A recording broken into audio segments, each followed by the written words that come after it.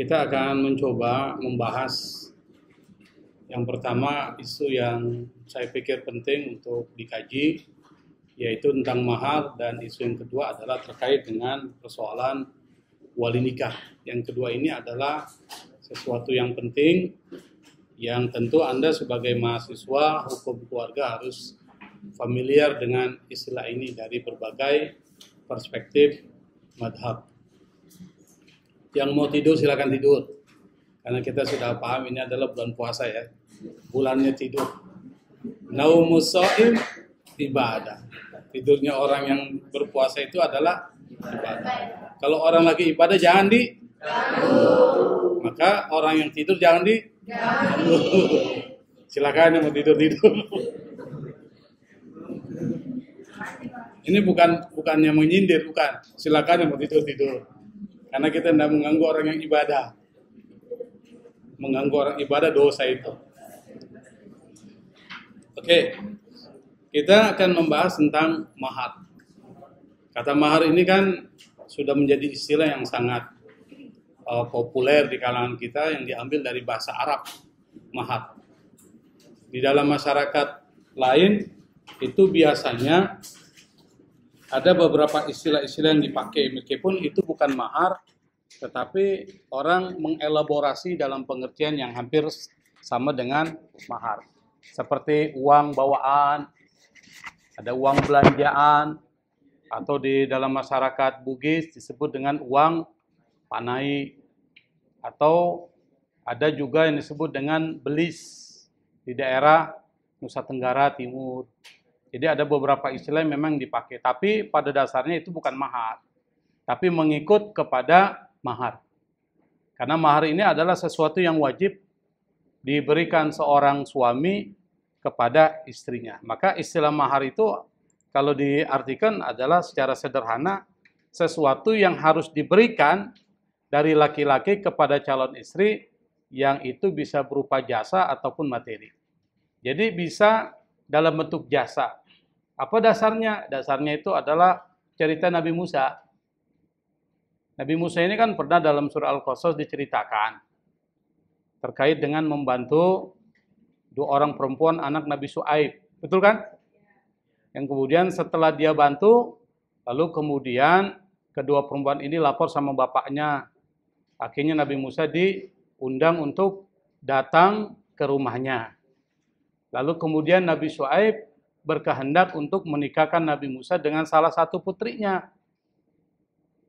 Dengan syarat di mana Nabi Musa bekerja untuk Nabi Shu'aib menggembalakan binatang ternak selama 8 tahun.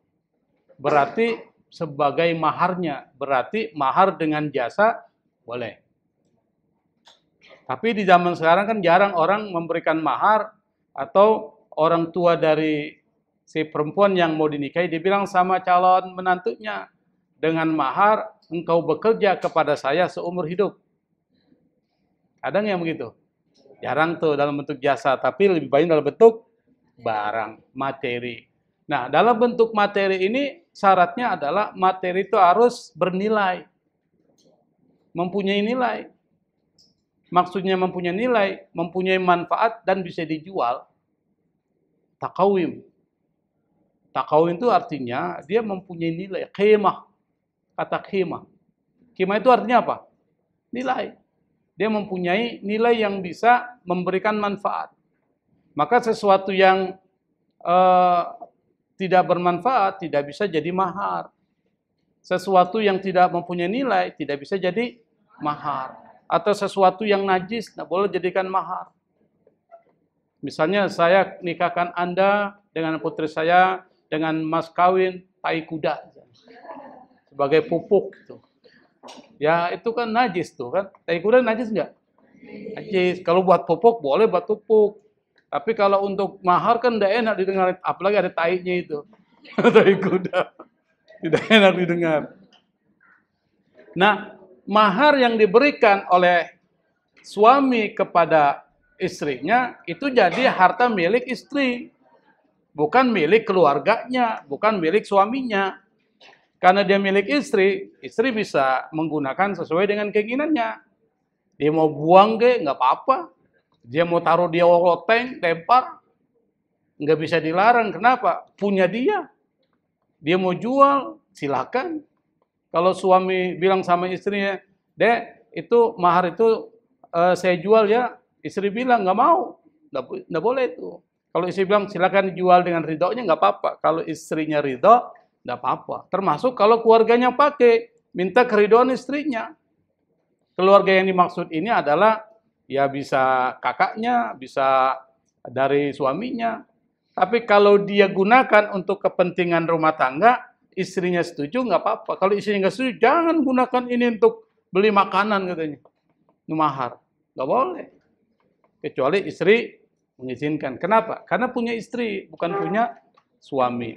Nah, maka mahar itu karena dia syariat, dasarnya kuat.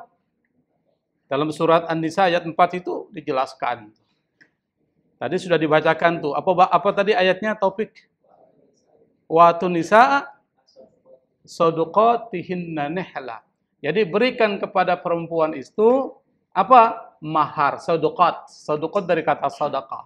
Kata sedekah itu berasal dari sedekah. Sedekah itu artinya apa? Tulus dan benar. Itu sedekah. Maka orang yang tulus, orang yang benar namanya shadiq. Orang yang mempunyai karakter yang jujur disebut dengan siddiq. Maka mahar ada namanya siddiq. Nah, tapi kita pertanyakan kejujurannya. Mana siddiq? Ada mana yang namanya siddiq? Kotak-kotak. Udah kotak-kotak orang lagi. Jadi mahar itu harus berbasis pada ketulusan hati. Yang kedua, kebenaran ukuran. Kebenaran ukuran maksudnya apa?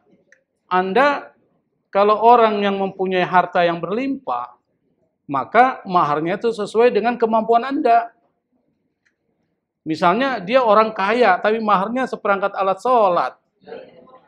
Dibayar tunai, apalagi ditangguhkan pembayarannya, itu kan tidak masuk akal. Artinya apa? Sesuai dengan kemampuan dia.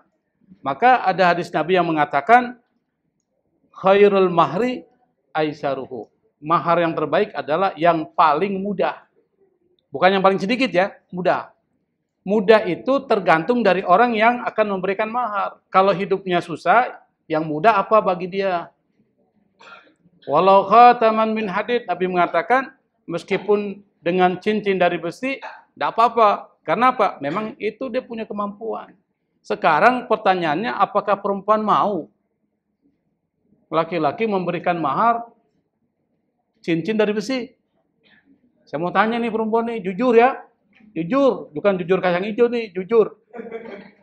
Anda mau nggak kalau ada calon suami Anda datang melamar dan mau menikahkan Anda, menikahi Anda dengan mas kawin cincin dari besi? Jawab serempak. Oh, dengar tuh laki-laki tuh. Artinya apa? Kalau mereka ndak mau, ndak jadi. Nabi hanya mengatakan sesuai dengan kemampuannya. Perempuan bilang, saya ikhlas, saya ridho, saya dinikahi dengan mahar cincin dari besi. Silakan lanjut. Tapi kalau perempuan ndak setuju, Anda cari yang lain yang mau cincin dari besi. Jadi itu logis. Kenapa? Karena ini akan menjadi milik perempuan. Ada yang menikah, meskipun dia kaya, menikahnya itu dengan apa? Membaca surat Ar-Rahman. Ini kan gerakan milenial hijrah. Sekarang saya tanya sama Anda, perempuannya jujur, mau nggak Anda dinikahi dengan mas kawin membaca surat Ar-Rahman? Oh, enggak mau juga. Kenapa? Yang pertama, nanti setelah dibaca, saya dapat apa?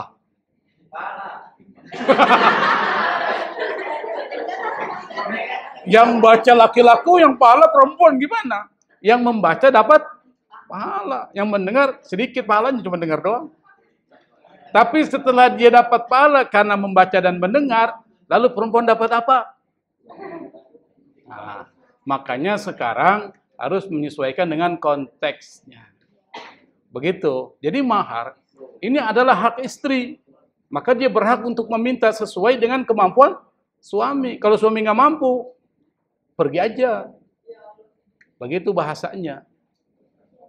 Bahkan di dalam masyarakat Bugis, Sulawesi Selatan, itu lebih parah lagi. Misalnya apa? Bukan maharnya yang bermasalah, tapi uang panai. Di sini ada yang dari Sulawesi Selatan enggak? Tidak ada ya. Di dalam masyarakat Bugis ada yang disebut dengan uang panai. Uang panai itu lebih dahsyat daripada mahar. Misalnya apa? Sesuai dengan status sosial dan ekonomi dari perempuan itu. Kalau perempuan itu pendidikannya tinggi, gelarnya itu tinggi, atau dia dokter, atau dia punya pendidikan sampai S3, itu biasanya berat. Karena keluarga dari pihak istri itu akan mematok dengan harga yang tinggi. Misalnya apa? 1 unit rumah. Yang kedua, beserta isinya. Jadi bahasanya itu artinya apa? Al-baitu wa ma fihi. Jadi rumah beserta istrinya. Istri dari rumah itu apa? Isinya apa? Tempat tidur, kulkas, lemari, furnitur lengkap semua.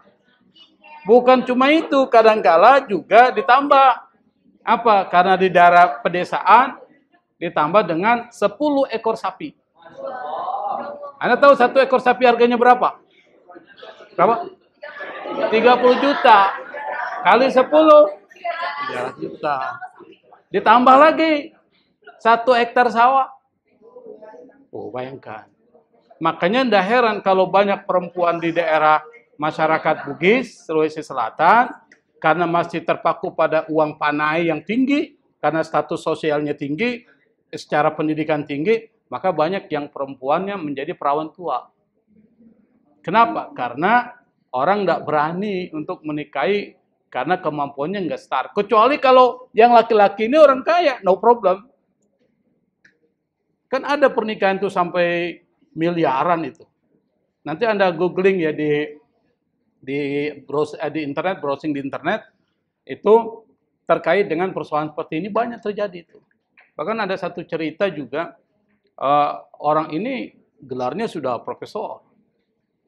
Dan dia menjadi seorang pimpinan sebuah perguruan tinggi. Sampai sekarang belum menikah. Kenapa? Ya karena itu tadi.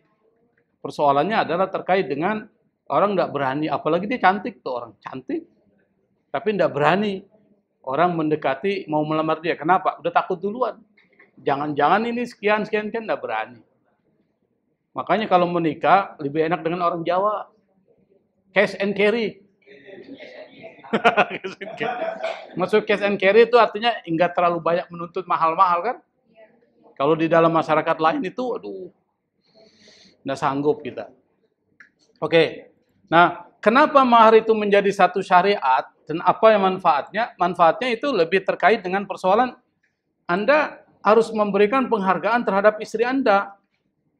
Karena istri ini yang akan dibawa, yang akan menemani Anda saat kondangan, saat tidur bersama, itu berdua sampai kematian memisahkan mereka. Kalau dalam bahasanya disebut dengan till death tear us apart. Kan ada lagunya tuh. White Lion. Pernah dengar kan? Nanti cari tuh White Lion tuh tentang lagunya sampai kematian memisahkan kita.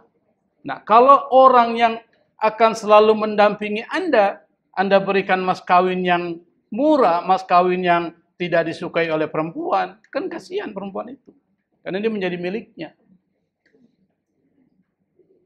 Makanya di dalam masyarakat Bugis itu terkait dengan persoalan harga diri. Nanti saya tugaskan ya, saya tugaskan nanti mencari satu film, 2 film lah, satu film bicara tentang persoalan uang panai, cari judulnya Uang Panai. Itu dibuat oleh masyarakat Makassar, Sulawesi Selatan. Itu filmnya lucu, enak. Pernah dengar? Pernah nonton? Uang Panai. Yang kedua, Anda cari film, saya lupa judulnya, yang bicara tentang mengambil anak orang, membawa kabur anak orang itu untuk dinikahi. Itu ada film di Makassar. Yang disebut ada budaya siri, di mana orang tersebut yang membawa kabur perempuan, itu dicari oleh kakak perempuannya, mau dibunuh. Mau dibunuh kenapa? Karena persoalan harga diri. Nanti Anda cari ya. Cari nanti ceritakan minggu depan, ceritakan itu ke saya. Apa isi filmnya itu? Ini bagian dari persoalan mahar. Jadi yang pertama, sebagai penghargaan terhadap perlindungan terhadap perempuan. Itu satu. Yang kedua, simbol tanggung jawab laki-laki terhadap calon istri. Makanya di dalam masyarakat Bugis, ini menjadi salah satu simbol. Anda dikasih uang, diberikan uang panai sekitar 50 juta atau 100 juta misalnya, Anda mau nggak membayarnya? Kalau Anda serius, Anda akan cari uang itu. Itu namanya simbol tanggung jawab. Dan yang kedua adalah simbol kerelaan untuk menjalani hidup bersama. Ada keseriusan laki-laki terhadap perempuan. Karena kalau dia sudah mencari uang, lalu kemudian diberikan, maka itu ada keseriusan dan tanggung jawab yang besar yang dia pikul buat perempuan itu. Pasti dia akan menjaganya. Itu persoalan tanggung jawab. Nah, yang berikutnya adalah kira-kira benda apa? Benda apa yang Loh, kenapa ini nih? Harusnya benda dulu kan? Balik dulu. Langsung sajalah. Kira-kira benda apa yang bisa dijadikan mahar? Jawabannya adalah yang mempunyai nilai dan bermanfaat. Selain jasa. Berapa jumlahnya? Para ulama lalu kemudian merumuskan batas minimal. Kalau batas maksimal tidak perlu dirumuskan, terserah. Semakin banyak semakin bagus. Perempuan bilang alhamdulillah banyak ini. Tapi yang dirumuskan adalah batas minimal. Kalau bicara mahar biasanya perempuan yang senang, laki-laki yang sudah begini. Sudah mulai kendur. Nah, batas minimalnya itu menurut Imam Malik adalah 3 dirham. 3 dirham berapa sih? Atau 3 dinar. Yang kedua, menurut mazhab Hanafi atau Imam Abu Hanifah 10 dirham. Apa dasarnya? Dasarnya adalah hadis Nabi Muhammad SAW, la mahra aqallu min asyrati darahim. Tidak ada mahar yang lebih kecil, lebih sedikit dari 10 dirham. Jadi dasar Abu Hanifah mengatakan batas minimal 10 dirham itu adalah hadis Nabi. Sementara mazhab Syafi'i dan Imam Ahmad bin Hambal, beliau mengatakan tidak ada batasan minimal. Berarti apa? Banget juga nggak apa-apa. Yang penting istrinya adalah ridho, rela, tidak bermasalah terhadap mahar yang diberikan oleh suaminya. Nah, jenisnya apa? Tadi sudah dijelaskan itu. Ada yang disebut dengan jenis, ada yang disebut dengan mahar musamma. Mahar musamma ini adalah mahar yang disebutkan pada saat akad. Jadi pada saat akad itu disebutkan maharnya. Anda pernah lihat orang melaksanakan akad enggak? Itu pada saat akad ketika wali mengatakan kepada calon mempelai laki-laki, dia mengatakan, saya nikahkan engkau dengan putri saya yang bernama si Fulana binti Fulan dengan mas kawin. Itu namanya mahar. Tapi ada juga mahar yang kedua adalah mahar mithil. Dia nggak disebutkan, tetapi yang berlaku adalah mahar yang berlaku di daerah itu. Kalau di daerah itu, maharnya setiap perempuan yang dinikahi adalah 5 juta atau 10 gram emas, maka berlakulah maharnya 10 gram emas. Meskipun tidak disebutkan di saat akad. Namanya mahar apa? Mithil. Ada mahar yang ketiga, tapi saya tidak enak tulisnya. Mahar muajjal. Mahar yang ditunda. Artinya apa? Maharnya diutang. Enak nggak tuh? Kalau didengar enak nggak orang? Dengan mahar, dibayar, ditangguhkan pembayarannya. Enak nggak? Enak. Jadi maharnya mahar muajjal, maharnya itu ditangguhkan. Di dalam setiap perkawinan, kadangkala disebutkan maharnya, tetapi pembayarannya nanti. Itu namanya mahar muajjal. Dengan mas kawin 10 gram emas. Tapi belum ada di situ. Kenapa? Belum dibeli. Belum ada duitnya. Nah, setelah itu dia harus diberikan kepada perempuan itu. Ini namanya maharnya utang. Harus dibayar 10 gram. 1 gram harganya berapa sih? 1 juta. Berarti 10 gram 10 juta. Rela 10 juta ya? 10 gram rela? Oh enggak, sedikit. Hati-hati tuh, dia yang bilang itu bukan saya. 10 gram aja belum. Maunya berapa gram? Maunya berapa gram? Berapa gram? Berapa gram? Berapa gram? Bingung ya? Nah itu terkait dengan persoalan mahar. Nah, sekarang kita masuk pada yang terakhir, poin-poin penting saja yang kita akan bahas, yaitu terkait dengan persoalan wali. Wali nikah ini juga sesuatu yang sangat penting ya. Secara hukum, wali nikah ini diperselisihkan para ulama terkait dengan status hukumnya. Abu Hanifah itu mengatakan bukan rukun, tapi hanya sesuatu yang bersifat anjuran aja. Kalau ada lebih bagus. Kalau tidak ada, tidak membatalkan pernikahan. Kenapa Abu Hanifah mempunyai pandangan seperti itu? Karena Abu Hanifah berpendapat bahwa la nikaha illa biwaliyin. Kata la nikaha itu menurut penafsiran Imam Abu Hanifah bukan la yasihun nikah, bukan tidak sah nikah. Tetapi la yakmulun nikah, tidak sempurna. Kalau tidak sempurna berarti kalau tidak ada wali dianggap perkawinannya adalah sah. Maka wali bukan sesuatu yang bersifat rukun, yang harus ada. Yang berbeda dengan para ulama-ulama lain, para jumhur ulama seperti Imam Malik, Imam Syafi'i, dan Imam Ahmad bin Hambal itu mengatakan rukun, sehingga wali harus ada dalam setiap pernikahan, dan kalau tidak ada maka pernikahannya batal. Bagaimana kalau seandainya walinya bapak tiri? Tidak bisa.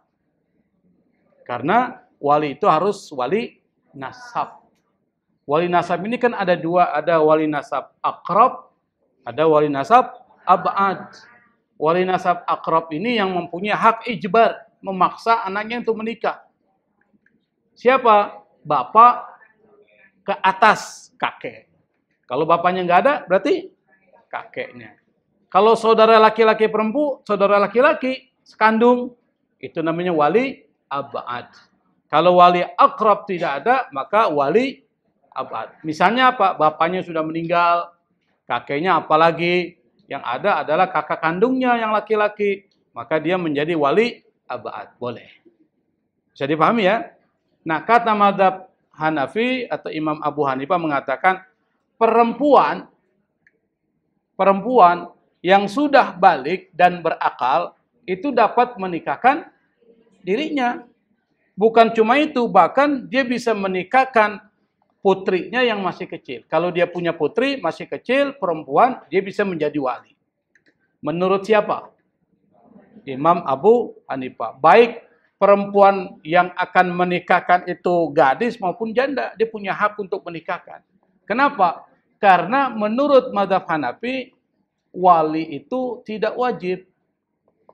Wali itu tidak perlu. Artinya apa? Kalau nggak ada wali, pernikahan sah. Tetapi hanya dianjurkan ada wali. Nah, apa dalilnya? Perempuan itu bisa menikahkan dirinya. Dalilnya adalah Al-Baqarah 232, fa in talaqaha fala tahillu lahu min ba'du hatta tankiha zaujan ghaira. Kalau seandainya suami pertama menceraikan perempuan, maka perempuan itu tidak halal bagi suami pertama sampai perempuan itu menikah dengan suami selain suami pertama. Maksudnya gitu. Di sini ada hatta tankiha. Hatta tankiha berarti dia menikahi, bukan dia dinikahkan. Berarti dengan ayat ini, kata mazhab Hanafi, bahwa perempuan boleh menikahkan dirinya. Karena ayat ini bicara tentang persoalan menikahi suami selain suami yang pertama yang telah menceraikan. Berarti perempuan boleh menikahi dirinya tanpa disertai adanya wali. Ini dasarnya. Tapi kemudian dikritik oleh siapa? Oleh mazhab jumhur ulama yang mengatakan bahwa wali ini adalah rukun. Dalilnya banyak itu. Ayat Al-Quran yang bicara di atas itu ditaksis dengan hadis-hadis Nabi yang mengatakan ayyumamra'atin nakahat bighairi izni waliha fanikahuha batil. Perempuan manapun yang menikah tanpa izin walinya, maka pernikahannya batil, tidak sah. La nikaha illa biwaliyin, kata para jumhur ulama yang mengatakan wali menjadi penting, menjadi rukun. Tidak sah nikah kalau tidak ada wali. Ada lagi hadis yang mengatakan la tuzawwijul mar'atul mar'ata wa la tuzawwijul mar'atu nafsaha. Perempuan tidak boleh menikahi perempuan. Maksudnya apa? Perempuan tidak boleh menjadi wali terhadap putrinya yang perempuan yang akan menikah. Yang kedua, perempuan tidak boleh menikahi atau menikahkan dirinya.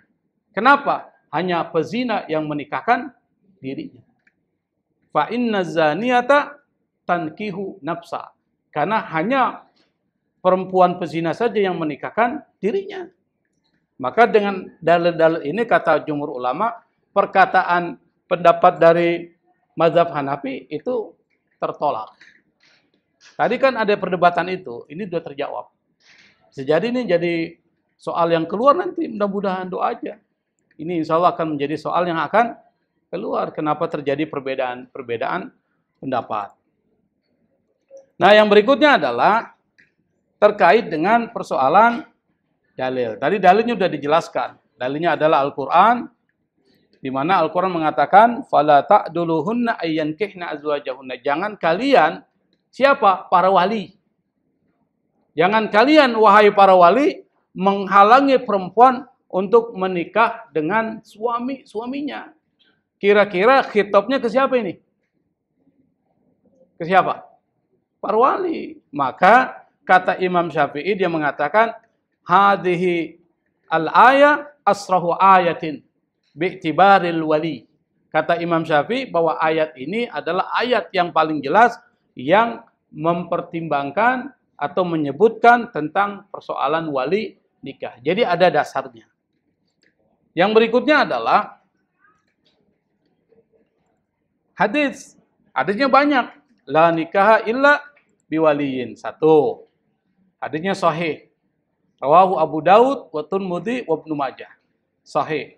Wa Darimi wa Ahmad. Jadi yang meriwayatkan ini adalah sekumpulan kolektor hadis. Abu Daud, Tirmidzi, Ibnu Majah, Ahmad, Darimi. Yang kedua adalah hadis yang diriwayatkan oleh siapa ini? Kok jadi begini nih? Nah ini. Ayat yang kedua adalah hadis yang diriwayatkan oleh Aisyah. Apa? Ayyumamra'atin nakahat bighairi izni muwaliha atau waliha fanikauha batil. Ini harus Anda hafal ini. Hadis yang pertama yang harus Anda hafal adalah la nikaha illa biwaliyin wa syaidatin. Yang kedua, ayyumamra'atin nakahat bighairi izni waliha fanikauha batil. Hadis ini adalah hadis sahih juga. Yang ketiga yang harus Anda hafal adalah la tuzawwijul mar'atul mar'ata wa la tuzawwijul mar'atu nafsaha. Perempuan tidak boleh menikahkan perempuan. Maksudnya apa? Tidak boleh jadi wali. Yang kedua, perempuan tidak boleh menikahkan dirinya. Artinya apa? Nikah tanpa wali. Berarti jelas bahwa pendapat yang paling kuat adalah pendapat jumhur ulama. Nah, macamnya tadi nanti kita akan bahas, tinggal berapa menit lagi. Yang pertama adalah wali nasab. Wali nasab itu berdasarkan keturunan darah. Maka bapak tiri tidak boleh jadi wali. Tidak boleh. Dia kan yang membiayai dari masih kecil sampai besar. Persoalannya bukan persoalan siapa yang membiayai, tapi siapa yang melahirkan. Siapa yang mempunyai keturunan darah langsung. Nah, ketika bicara tentang darah, maka yang paling dekat siapa? Siapa? Bapaknya. Kenapa jadi gini nih? Ini gara-gara mungkin karena belum sahur kali ini. Nah, ini baru benar. Yang pertama adalah bapaknya ke atas, kakeknya disebut dengan wali akrab. Harus paham ini. Bapak dan kakek. Dan dia mempunyai apa? Mempunyai hak memaksa anaknya yang masih kecil untuk menikah. Siapa? Bapak dan kakek. Ini namanya wali akrab. Dan dia mempunyai yang disebut dengan hak ijbar. Tuh, harus ingat itu, jangan sampai lupa. Yang kedua adalah wali abad. Wali abad itu artinya ba'id, jauh. Tapi satu keturunan nasab. Siapa? Saudara laki-laki kandung dari perempuan yang akan menikah. Atau saudara laki-laki satu ayah lain ibu. Atau anak saudara laki-laki kandung yang disebut dengan ponakan. Itu boleh menjadi wali kalau bapaknya sudah meninggal, kakeknya juga sudah meninggal. Yang berikutnya adalah wali hakim. Wali hakim ini adalah wali alternatif. Kalau tidak ada wali akrab dan wali abad, maka yang berperan adalah wali hakim. Siapa? Perempuan yang nggak ada keluarganya, dia mau menikah. Bapaknya sudah tidak ada, kakeknya nggak ada, semua keluarganya sudah tidak ada, sudah meninggal karena bencana musibah, tsunami misalnya dan sebagainya, dia tinggal dia sendiri. Maka yang menikahkan siapa? Wali hakim. Atau anak yang lahir dari perzinahan, tidak ada bapaknya. Kalau anak perzinahan kan bin ibunya, Ahmad binti Fatimah misalnya. Kenapa? Karena nasabnya dinisbatkan kepada ibu. Dan ibu tidak boleh menjadi wali kalau pakai mazhab jumhur ulama. Maka yang menjadi wali adalah wali hakim. Atau wali tidak memenuhi syarat. Siapa wali tidak memenuhi syarat? Itu tadi. Dia muslim tapi nggak pernah sholat. Tuh. Dia muslim tapi nggak pernah sholat. Dianggap sebagai fasik. Maka fasik tidak boleh menjadi wali. Kenapa? Karena syarat dari wali adalah adil. Muslim yang adil. Kira-kira orang yang fasik adil nggak? Nggak adil. Maka nanti akan beralih ke kakeknya. Kakeknya nggak ada. Beralih ke abad. Abadnya nggak ada. Beralih kepada wali hakim. Atau wali tidak mau menikahkan anaknya. Ya mungkin karena calon suaminya ini kere. Nggak ada duitnya. Sementara calon mertuanya ini yang wali, dia mata duitan.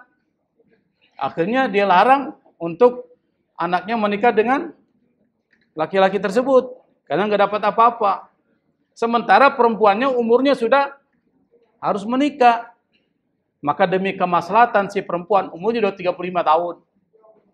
Untuk kemaslahatan perempuan, maka hakim mengambil alih. Menjadi wali terhadap perempuan yang walinya tidak mau menikahkan anaknya. Namanya wali adhal. Kan dalam Al-Quran disebutkan, fala ta'duluhunna ayyankihna azwajahunna. Jangan para wali itu menghalang-halangi perempuan untuk menikah dengan suaminya. Nah, wali adhal tadi yang saya katakan, wali yang tidak mau menikahkan putrinya. Nah, kalau wali ini tidak mau menikahkan putrinya, maka nanti yang akan bertindak sebagai wali adalah siapa? Siapa? Wali hakim. Saya pikir untuk pertemuan kali ini saya anggap selesai. Insya Allah kita akan lanjutkan pertemuan yang akan datang. Tolong dipersiapkan materinya dan dipersiapkan apa terkait dengan isu tersebut. Jadi jangan dibaca Jangan juga buka Google ketika menjawab, buka Google, dibaca. Anda harus kuasai itu jawab. Nah, ketika Anda kuasai, menerangkan, poinnya naik. Tapi kalau Anda membaca, menjelaskan, poinnya nggak naik. Begitu. Karena saya memantau, kira-kira bagusnya ketika dia menjelaskan. Saya pikir itu. Assalamualaikum warahmatullahi wabarakatuh. Ya. Silakan keluar, saya ada kuliah lagi.